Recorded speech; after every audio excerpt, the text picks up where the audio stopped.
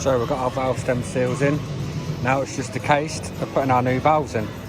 Let's get cracking. So here are our new valves. You can't get them mixed up because of the exhaust size. If I put that in the exhaust side, and get it in. Miles too small. So I'm going to get a pot of oil. I should dip them in the pot of oil and then we'll put them in. Put all the valves in first and then we'll put all the collets and that on after.